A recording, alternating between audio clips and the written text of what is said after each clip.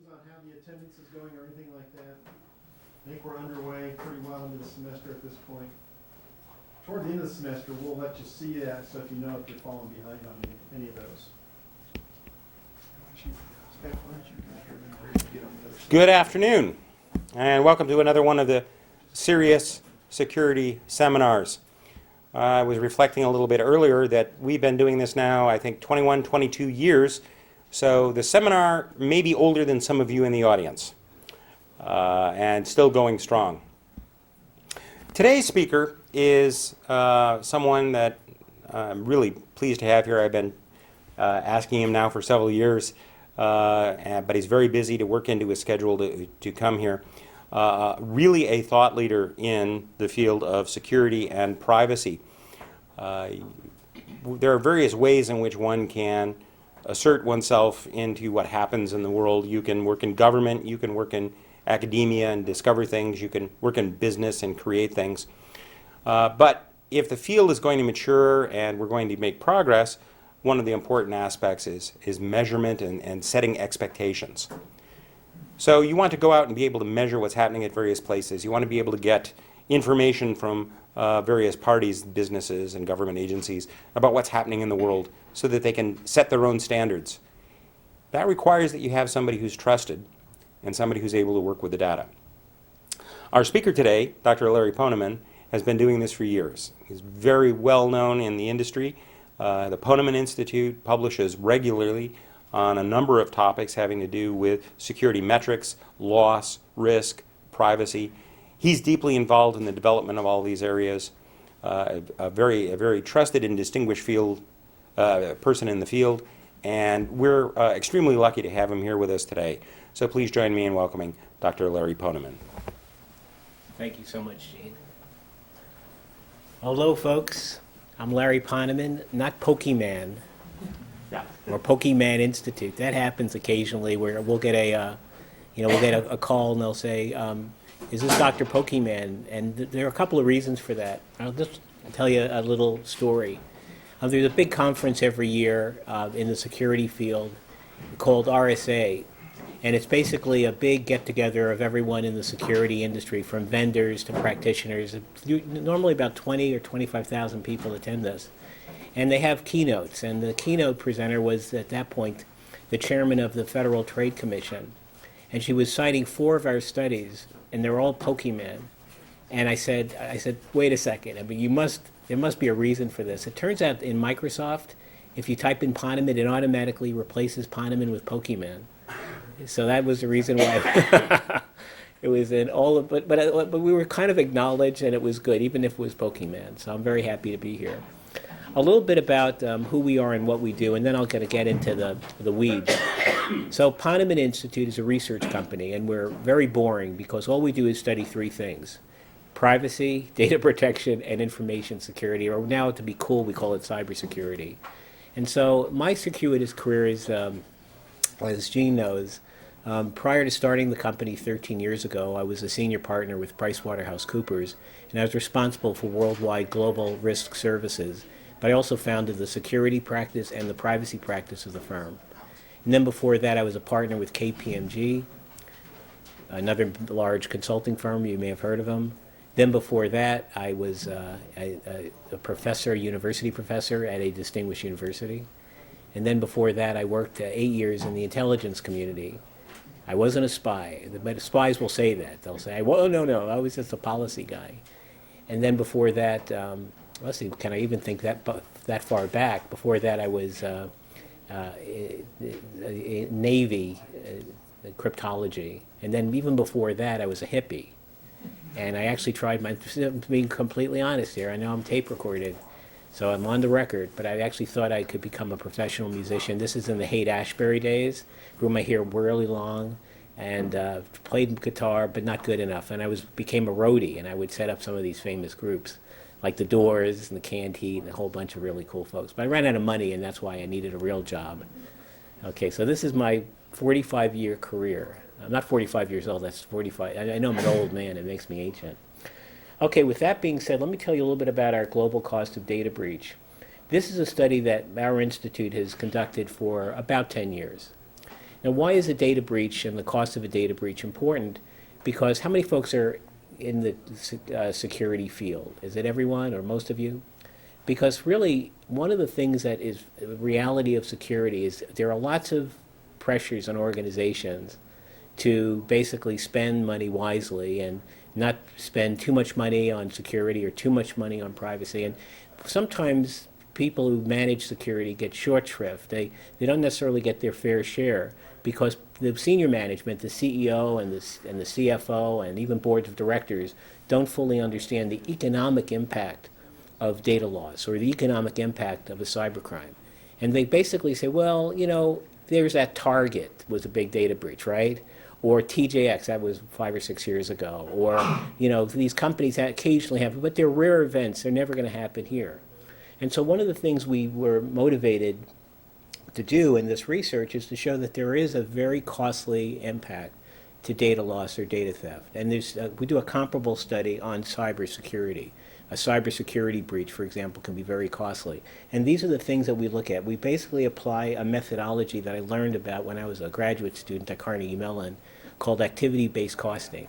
We use actually cost. Any accountants in this room? No one wants to admit it. You notice that?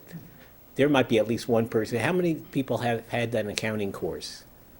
You don't even, okay, at least one person had her hand up like this, looked around. Okay, there's two. So cost accounting is like the world's most boring and worst course in the universe, but it could be very practical in terms of doing the kinds of studies that we do. So anyway, that's kind of a little bit of the backdrop. I'm going to be a talking head for maybe 25 minutes or so. If you have any questions, you could save it to the end or, just stop me at any point in time and I'll hopefully be able to answer your great question. I can't guarantee that. So as I said before, we as an institute are focused on privacy, data protection, and information security. We started the company mostly with a North American focus, but we expanded through an affiliate network now in 26 countries. That gives us a lot of bandwidth to do some very cool research. We're headquartered in Michigan. Anybody from Michigan here? Yay, one person. From Traverse City, by any chance? Detroit? I'm sorry to hear it. No, it's not so bad. Okay, so anyway, that's who we are and what we do. So before we kind of dive into some of the results, when you do a study like that, when you do a study like this, the unit of analysis is not an individual. The unit of analysis are people who work in companies. In other words, the company itself is what you're analyzing. So when you do a cost study, I mean, you need to get information, and you get that information from different sources, different places in an organization. In total, in this study, we have 10 countries and a total of 314 companies.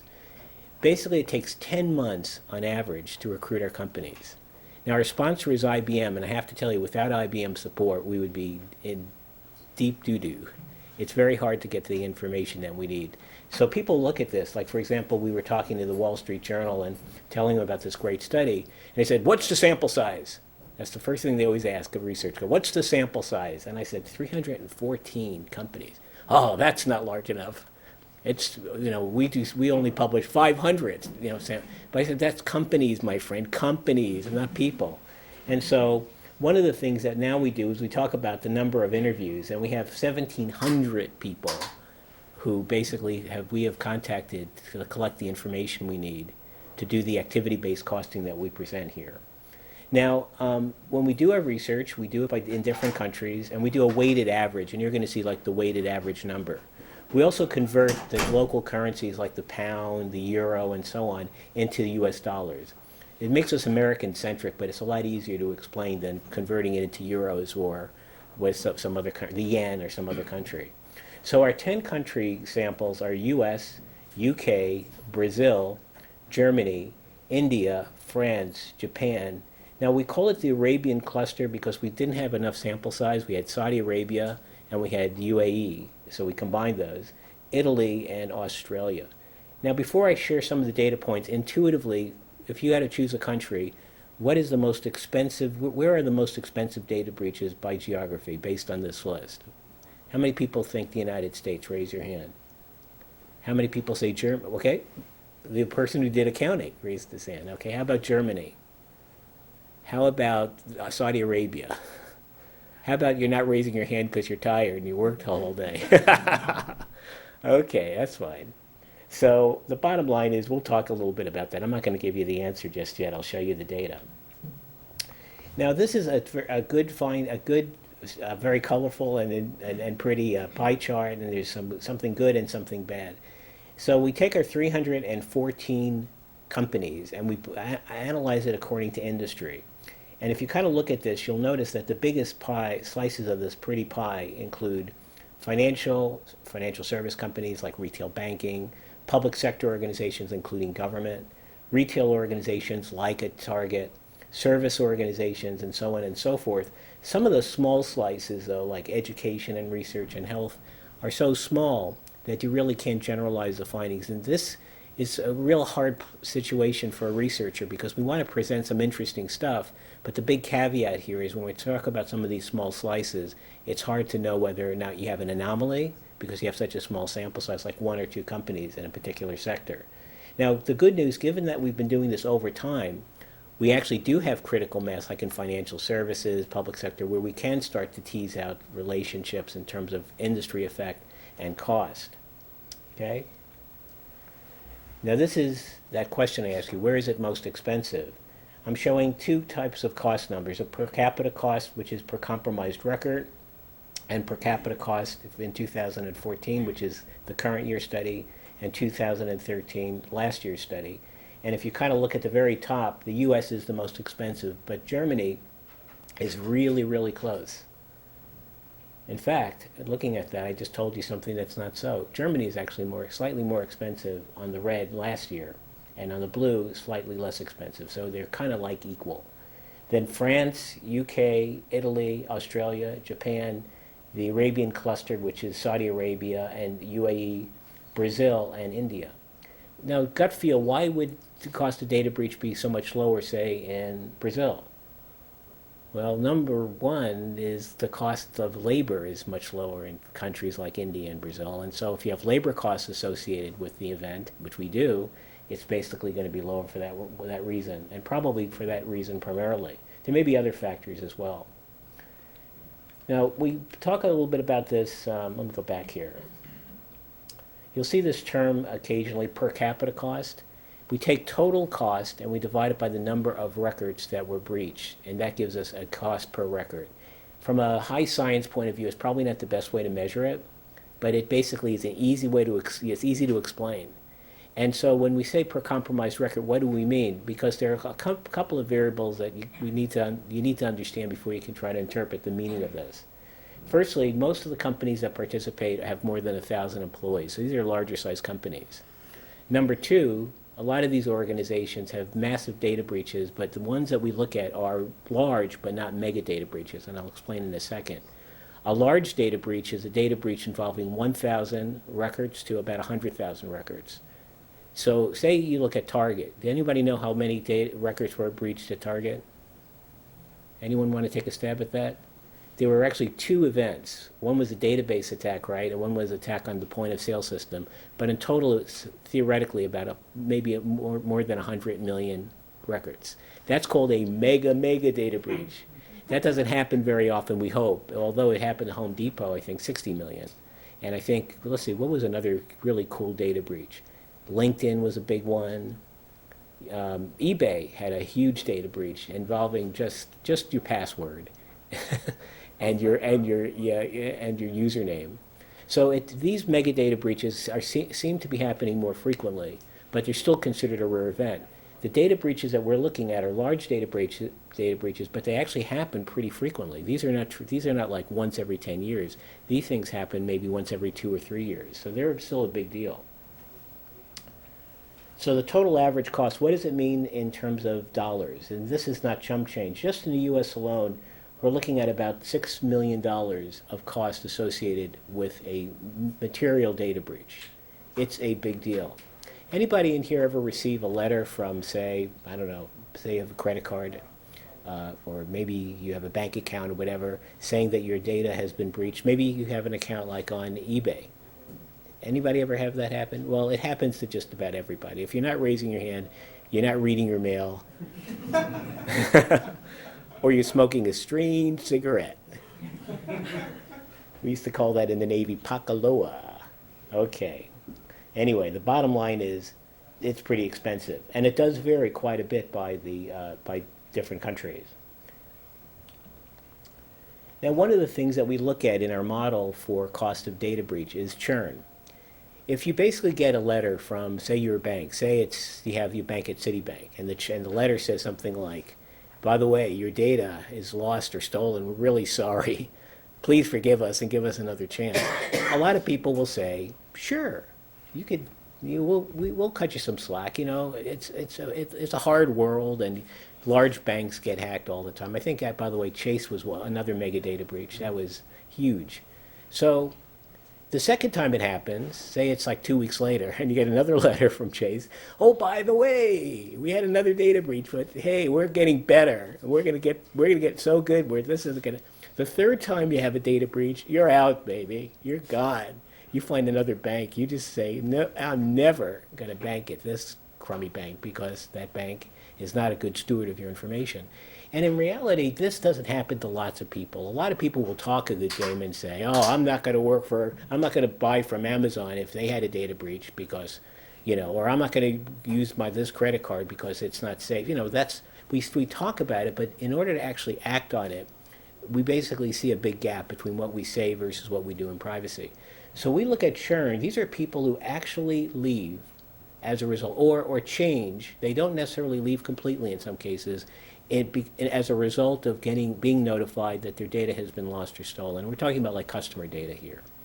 It's a very interesting event. Now, let me just tell you a little bit about some other Ponemon studies.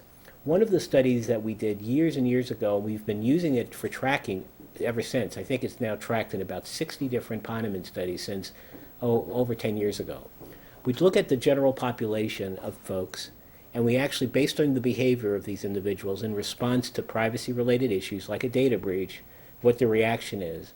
And the three buckets are people who are privacy-centric, people who care about privacy enough to change their behavior, people who are privacy-sensitive, which is most of us, where we say privacy is important, but we are not changing our behavior. We do the same thing every single day. And then privacy-complacent. And this is where a lot of college kids and graduates, and my kids who are now grown up, but when they were in college fit this, where they say, I don't care about privacy. It's not that important to me. And therefore you could post any picture you want on your Facebook or whatever. No one's worrying about it. Well, the people who are privacy-centric are basically not going to churn. The people who are privacy-sensitive, they only churn when something really bad happens, like you are a data breach victim, and then later you find out that you're an identity theft victim. That motivates people. But the privacy-centric people, the percentage of people who are in that category, basically are the ones who are willing to discontinue a relationship because of a privacy concern. And by the way, I didn't tell you the stats, but in the world that we've been looking at, about 10% of the population fall into the category of privacy-centric, about 60 to 65% privacy-sensitive, and the rest are privacy-complacent. Okay, so that's kind of what. And if you talk to any Europeans here, because some people will say, well, in Europe, we're all privacy-centric, but it's not true. Those percentages are true. We did it in a number of countries. They're maybe a little different here and there, but the pattern is definitely the same. Okay, the size of the data breaches that we look at in this study range from a minimum of about 2,400 records that are compromised and a maximum of 102,000. Remember I said the range is about 1,000 to 100,000. Sometimes in the process of doing our research, we actually help the company say, oh, by the way, we found another 2,000 records that you should include in your database. And that's exactly what happened here. And they don't even pay us to do this. We give them free consulting and benchmarking services. But anyway, the upshot is the range is pretty wide. Okay, so I told you a little bit about the total average cost across different countries. The minimum is about $125,000, $24,000. The average is about $3.5 million, and the maximum that we measure here is about $23 million. So in terms of average cost to these different case studies, these different companies that participate in a study, there's quite a bit of variance as well. Now, just looking at your face, it looks like you're a little tired right now. So let's just stop what we're doing and just stretch. I'm serious. Let's do jumping jacks. Oh, okay, let's kind of get the nerve at our neck. What do we have to do then? Let's do the neck thing. Okay, good. Okay, total average, I appreciate that. I feel a lot better now. My back was hurting. Okay, in terms of the per capita cost for this sample, the minimum per capita cost was about $23. The average per capita cost is about $145 per record, and the maximum per capita cost is about $479 per record. So there's, again, quite a bit of variance in terms of the cost per record. Now, I referred to the way we do our cost model. Our cost model, we use a technique called activity-based costing. And activity-based costing is you model the cost against different known activities. So what's known are activities, but basically what's unknown are all the costs that are incurred. And costs could be labor costs, they could be overhead costs, they could also be the sunk costs, or we sometimes refer to it as like replacement, or like a reputational cost, for example, could fall into that category. And now the churn is just one aspect of cost. There's also the cost of customer acquisition. So for example, when you have a big data breach, companies have to win you back, and in order to get a new customer, they have to give more because of a reputation impact. And that's also factored into our equation. A great example of that, by the way, is anybody use a PlayStation in your life? Okay, Sony, you don't want to admit it again, but you probably remember that Sony had a big data breach, and I think that was like 100 million. It was huge, it was a monster. In order to win new customers, they basically gave like free services and free games and gift coupon. Like if you bought a new PlayStation, you could get it at below their cost, and they ended up incurring about $127 million in order to maintain their level, their customer level, because of that, because of the data breach. It's a huge deal. So in terms of the cost activities that are most costly, lost business, ex post response, notification costs, which is the cost of letting people know that their data is breached, is really not that significant, but it's the smallest cost category. And then detection and escalation, detecting it and then getting the information into the right hands. This is my EKG diagram. That's supposed to be funny. It's not my EKG diagram. It really isn't. What we did is we looked at the relationship between data breach size and total cost, because people would say, well, Larry, or Dr. Ponemon, they would say, let me see if I understand this.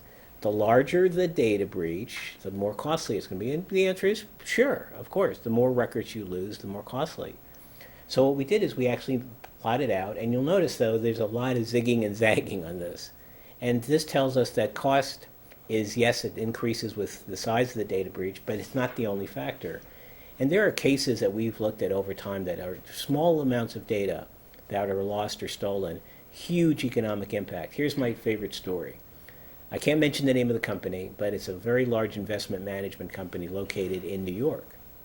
And they had a data breach. They had an employee, a rogue employee, that decided she was disgruntled and said she's going to leave this company and go to a competitor.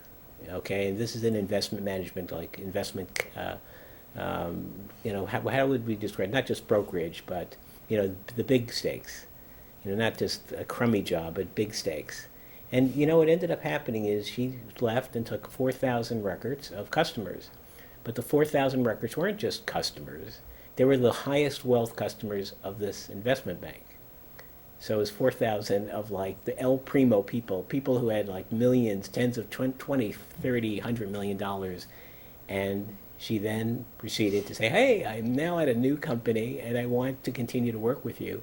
And people, the high wealth customers, went totally ballistic. They said, you didn't secure my data. You allowed one of your ex-employees to take data. Well, forget about you. They were not forgiving, and they lost. The churn rate for that group was about 13%. It represented about $277 million of lost costs in terms of the lifetime value of those relationships. Small amount of data, 4,000, doesn't seem like that much. But again, you're dealing with some people with real resources, and they don't want to be in the situation where at any point in time an employee can make copies of data and steal it and then use it. And of course that other employee got, the woman that did that was prosecuted and was in a world of hurt as a result of that. So it does happen.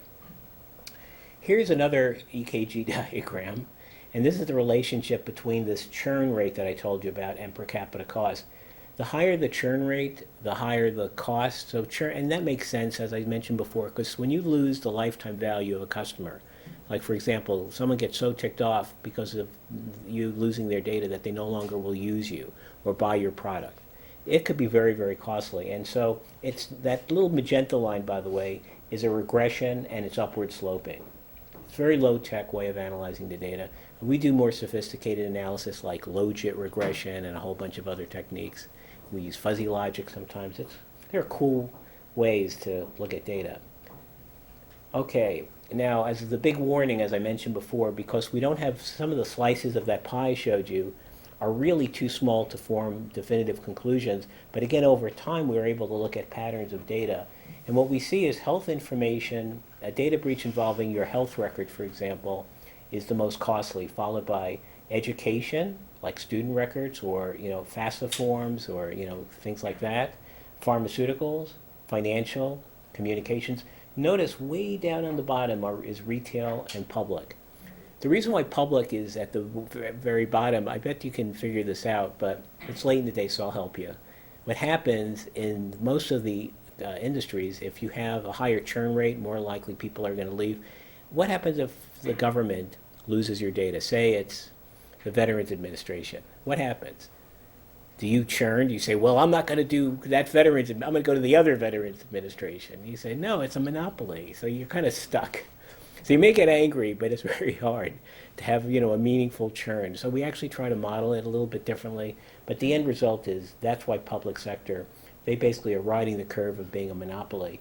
Retail is a different story, though, and because of all these major retail events like Target and Home Depot, Neiman Marcus, Michaels, and I'm sure there are like 100 others, even Sears, I think people are now starting to look at retail differently. They say, wait a second, this could be a big deal because it's not just the products I bought, but it's basically my credit card or my debit card that's at risk. That could be, so I think over time we're going to see retail move up because of some of the big stories. We also do the same analysis by abnormal churn rate, the churn rate I was mentioning before, and I know it's hard to see. This is going to get you dizzy. There's the cost and churn. You'll notice that it doesn't match up perfectly, but it does match up closely, where pharmaceuticals, financial, and health are kind of high on the list. Public sector and retail are low on the list. And then we have different industries that are kind of in the middle. Now, one thing I should have said, by the way, I'm sorry I'm jumping around, is this idea of a data breach involving large amounts of data. So we think of data breach, there are laws that require companies, organizations to disclose when your data is lost or stolen. But there's also a different type of data breach that we're not looking at here that is very interesting to us, and we're spending time now starting to think about how to measure this, is the loss of small amounts of high-value data. An example of that would be, hypothetically, a real story, a large company builds aircraft engines. That's what they do. And they spend about $500 million developing a new type of turbine engine, which is just state-of-the-art, really fuel-efficient, operates on, with just kerosene. I mean, it's amazing. That particular design, again, was about $500 million of research and development. We think ended up in the hands of a Chinese hacker and maybe used for the defense. I can't tell you too much more than what I'm telling you here, but these kinds of events don't have to happen a lot, but if you have enough of these, you probably are in a world of hurt. You basically look at R&D. R&D is always going to be expensive, and there's an advantage. If you basically build it first and you have patents on it, you could make a lot of money, and that's the world of business. But if it leaks out too early, and it ends up in the hands of an organization or an unfriendly government, it could be enormously expensive. So we're looking at data breach in terms of your data, customer data, but there's also that type of a data breach that it could be very, very costly, and we're starting to model it, but we're not there yet. Maybe I'll come back here, Gene, and do that paper when it's done. Okay. Now, this is boiling the ocean, right? What are the root causes of a data breach? And if you had to think about it, you probably could come up with at least 100 different categories of root causes. But there are actually three, generally speaking, root causes. There's malicious or criminal attack, right? There are system glitches, the system messes up, and there's human error, negligence, incompetence. Okay? So we basically think of these events as like Target, for example. Oh, we had some Russian mafia thing. These people were attacking us. And you know, probably that's true. And it does happen, but it doesn't happen all the time. A lot of data breaches happen still because of negligence or incompetence or system glitches. And someone asked me, so Larry, what's the difference between a system glitch and a human error? A human error is we attach blame to the individual. The system glitch is we attach blame to a whole bunch of individuals because we don't know which individual was individually the incompetent person that pushed the button and made the mistake. So system glitches and human error, we can almost put it together as they're not malicious, they're not criminal, but they still cause a lot of grief. And so I know it's like glamorous to think of the hacker, and it does happen, but it's really not the number one category. What's very interesting, which I don't know if I have a slide here, that 42% has been growing. I think when we first started looking at it, it represented the malicious or criminal category was about less than 20%. So it's more than doubled over the last 9 or 10 years. So it's more of the data breaches aren't because of good people doing stupid things. It's about bad people who are amazingly smart and they're doing great things for themselves. Now, when we have a malicious or criminal attack, guess what? It's more expensive. So, for example, the cost per compromised record of a malicious or criminal attack from our current study is about $160. A system glitch is about $126, and human error is $117. And the reason for that, remember that activity-based cost category called detection and escalation? Detection costs are more significant around the malicious or criminal attack. So I don't think this is that surprising, but definitely, if you're going to have to spend your resources stopping things, it might make sense to think about the most costly things first, stop those dead in its tracks, and worry about the others. But the reason why I wouldn't say don't worry about human error, because fixing the human error could be as simple as just training people and giving people more information. Also, there's a lot of pressure on people in the workforce, so even though you know it's wrong, people still do it and take shortcuts. That's another problem. Wow, look at this. Can you read this? This is like the guy sitting on the ground. Can you see it? I can. Okay, there's a lot of data here. So we have those three root causes, right? So take blue, magenta, or say red, and green. Looks like the American flag, I just realized, and then green. A merger of Ireland and the U.S. A merger. So if you kind of look at this, you'll see that by country, that the percentage of attacks vary actually in some interesting ways. So for example, if you look at malicious or criminal attack, the Arabian cluster, that's Saudi Arabia and UAE and Germany, which is abbreviated by DE, it's about 50% of all of the attacks were criminal. Now if we kind of go way down to the bottom and look at human error, UK, human error is 40%. IT stands for Italy, is 35%. BZ is Brazil at 38%. You'll notice, though, that the root cause of external hack is a smaller percentage. One would argue is, hey, does that mean that German companies have a larger bullseye, that the bad guys are more likely to go after Germany? The answer may not be as simple as that. It's very likely that in Brazil, these companies are just not aware that they were breached. So therefore, they basically are unaware. They don't have the ability to determine whether or not it was an external hack or whether there were any data breach event whatsoever. This is a big problem, by the way, because we do these studies and we present the boards of directors of large companies after they have a problem. And what we find is that a lot of these companies have the belief that if they don't know about it, it's okay. Like, in other words, don't tell me, Larry, I don't want to hear, because then I have to do something. And we're talking about some good-sized companies, not little mom-and-pop companies, but companies that are on NASDAQ or New York Stock Exchange. Now, that's a lot harder to do today than 8 or 9 years ago, because the ignorance is bliss, we call that. That's not acceptable. And the FTC and regulators are paying really close attention to this issue. Okay, here's the per capita cost by 3 root causes of the data breach. And this is in terms of dollars, not on a percentage basis. And as I said before, you'll see the US and Germany are definitely the most expensive. France is close, and then India, Brazil, and Arab cluster are on kind of the lower side of that equation. Okay? Now, if you thought those presentations were complex, just wait. This is very complex stuff. So we have negatives and positives. What's going on here? We actually look at a whole bunch of factors that we think affect the data breach cost. And a priori, we don't know whether it is or is not. These are based on our belief, and then we test it with the data. And what we basically see is certain events actually cause cost to go up, and other events cause the cost to go down. Okay, does that make sense? So a negative, think of a negative number as a cost savings, and a positive number as an additional cost, incremental cost. So in terms of what's making the data breach more costly, if the data breach involved a lost or stolen device, if it was involved a third party, because a lot of data breaches, by the way, are not just company messing up, but third parties that you deal with are messing up. That becomes a big deal. The ability to notify quickly, that adds cost. And even engaging consultants. This one got me into trouble when I was presenting to a major consulting firm recently. They said, what do you mean we help you? We actually are cost savings, not according to the data. A little bit of cost. Now, what actually are the cost savings? These are the good things.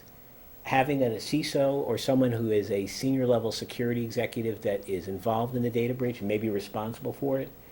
BCM is business continuity management. This is a new one. We start to look at the relationship between security and business continuity management. Business continuity management, these folks their whole mission is to be prepared for like an outage in a data center or a big hurricane or whatever. They know and they prepare for the worst case scenario and have a plan that allows the organization to be resilient, hopefully, to these problems. So business continuity management, being involved in the data breach, beautiful. You actually have cost savings. Having a plan, an incident response plan, cost savings. And this one is obvious, but we look at it anyway. Having a strong security posture. If you basically have a strong security posture, you're still not out of the woods. It doesn't mean that you're immune for a data breach, but the reality is it does reduce the cost pretty substantially. Okay, what is this beautiful graph telling us? One of the things we did this year is we use a methodology called subjective probability modeling. And using this framework, we basically asked the respondents who were, remember we had like 314 companies, but we had nearly 1,800 individual meetings. People in those individual meetings, we asked them to estimate, extrapolate the likelihood of a data breach of different sizes over the next 2 years, ranging from 10,000 to more than 100,000. And you'll notice, as you would expect, the probability curve is moving in the right direction. But basically, the probability that you're going to have a material data breach, according to the subjective probability distribution, is about 22% every year, not every 2 years. I messed up before. I said every 2 years. It's every year. So that's a big number. It's when you have like $5 million, it's not a one-time event. If it's happening over and over again, it could be a very, very costly proposition. I think the average was $6 million. And then if you look at the subjective probability of a data breach by country, remember India was really low in cost, but the probability of a data breach in India is very high, and that's because a lot of companies in India have lots of data points, a lot of data, sensitive data. And so there's potentially a higher probability that we acknowledge of data leakage. Brazil is number 2. Notice the companies that had the lowest costs are at the top of this list. And then Germany is actually very low. We find that German companies acknowledge the fact that data breaches can be costly, but the frequency of data breaches is actually predicted to be a lot lower because the German culture in a lot of Ponemon studies is very, very security oriented. So for example, we have attitudes, oh, you want me to encrypt that email? Never. I'm not going to spend time doing that. But in Germany, culturally, it's just what people do in order to keep information safe and secure. So it's 5:10. And I think we have time for some Q&A. Is that okay? Remember to turn on your mic. Turn on the mic. And Gene is going to pay $100. That's a subjective. No, that's a subjective probability distribution. It could be about anything. Yes. Have you noticed a change in the past few years? You indicated you present to different boards of directors in the responses that you're receiving based upon the information you've been providing to them. Gosh, yeah. It's a very interesting question that you ask, and that is, have attitudes, directors changed? And in fact, we're going to publish a study, I think, in the next 2 or 3 weeks. We have the data analyzed and everything else. We just have to write the report. Where we actually interviewed, not a large sample, but a sample of directors of publicly traded companies in the United States. And in general, I think there's a huge difference over time. I think originally boards of directors didn't see this as a strategic issue. They basically say, you know, as long as we have good people like a CISO, and basically they're getting the job done, and we don't hear about anything, we're going to assume everything's okay. That was the attitude, prevailing attitude 8 or 9 or 10 years ago. Now, because of potential individual liability, you know, there's director level liability for gross negligence, and all the reputational issues and a lot, and the Target, I think, event has had an impact as well, because I think of their 10 directors, 7 are fired, their CEOs fired. I think we're seeing the same thing now with Home Depot. Mm-hmm. So I think directors are starting to take this very seriously, and they say, look, we may not have managerial responsibility because they really shouldn't, that would be a violation of their fiduciary obligation, but they have oversight responsibility. That means they need to ask questions and they need to be smarter around security. In one company, not to mention the name, but they're actively going to recruit a person for the board who is someone like Gene, a true expert in security, because they need someone who has that ability. They acknowledge that they're directors. They have a person who's like a CFO or, you know, retired CFO of a major Fortune 10 company, you know. They have people like that, but they don't have a security expert, and they want to make sure that the board is balanced with people who really know this stuff. So, you know, in terms of long-term career, this is the greatest place to be, in my opinion, because it's such a dynamic field. And when you start seeing boards of directors, members of boards who specialize in security, that is a big deal. Yes, Gene? So I was interested to see your numbers on the churn factor. I've seen some other studies that have indicated that, for instance, TJ Maxx as an example, and there are some others in breaches, only had a momentary, a week or two change in overall stock price valuation. Right. And then it went back to where it was before. It So even with the churn, it doesn't seem to have had a significant economic effect on the companies. And how does that play out with your data? It's funny. We did, this is one of our unsuccessful studies that never saw the light of day, but we had this idea that we could do an event study. And we actually worked with folks at the University of Chicago to try to do a model. And we actually looked at all publicly traded companies at that time that had data breaches. And we found that there was virtually no event effect at all. So a data breach didn't seem to affect stock prices. But I think that's changing a little bit. I think there's been so much public scrutiny that suddenly investors, shareholders, not just you and I, but shareholders of companies, including institutional investors, are saying, wait a second, a data breach can have some very serious economic impact on the company. As long as it can demonstrate a serious economic impact, they're going to pay attention to it. Now, also, another motivating factor to that, by the way, is the SEC. SEC came up with guidelines. They're not mandatory, but it's a step in the direction of making it mandatory, where if you have the high likelihood of a costly event, like because of a security exploit or compromise or event, data breach, you need to disclose that in the financial report. That makes it a very, very big issue.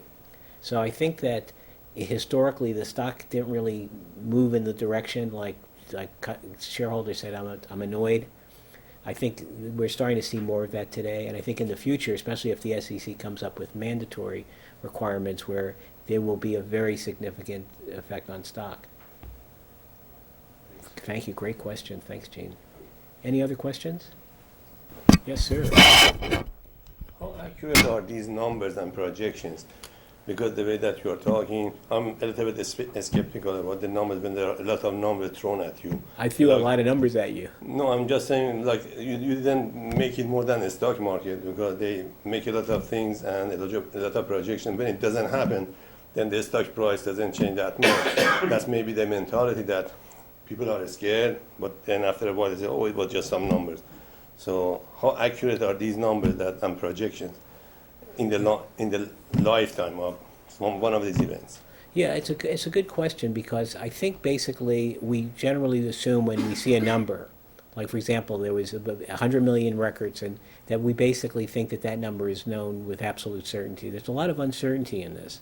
For example, one of the areas of a big myth is that if I have a data breach today, that over how many days will some of those people who were breached become data identity theft victims? Like somehow there's a correlation between these events. There should be. Intuitively, we think that's the case, but it may not be the case. So there's a lot of, unfortunately, when you do studies like this, using activity-based costing, whatever, you're basing it on fundamental assumptions, but it's never perfect.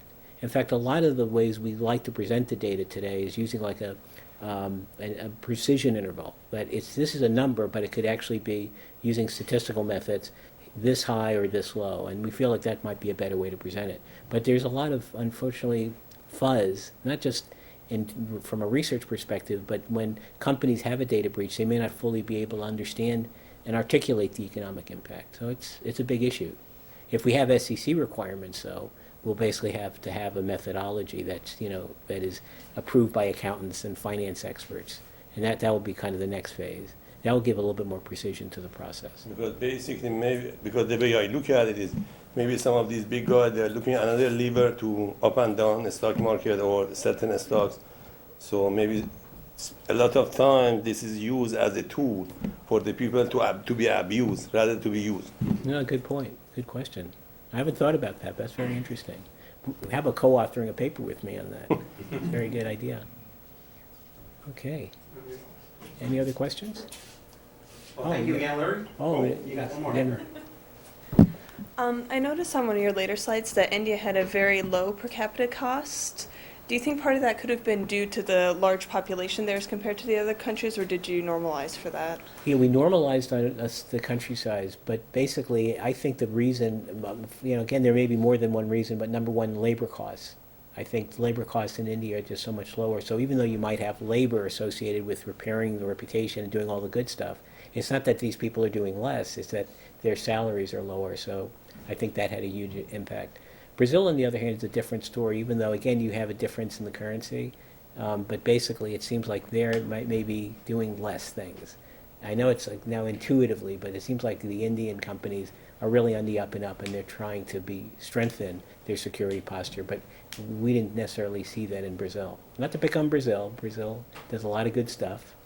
But in terms of data breach management, it seems to be more at risk. Good question. Thank you. Yes, sir. Do you have any charts that show the frequency, how much it's changed over the last so many years? The answer is yes, absolutely. We have a whole inventory, if you will, of reports going back 10 years. And we actually have some of there, like an infographic or infographics that show net change over that period of time. So I'd be very pleased to share that with you. Now I'd have to know how to get it to you because I never met you before, but you give me a name and an email. I promise not to spam you, but if I do, Gene will kill me. So I won't do that, but definitely we can get that information. I'll spam you back. And you will spam, double spam. All right, well, let's thank our speaker once Thank again. you, folks. Thank you. Thank you very much. Thank you very much. Gene.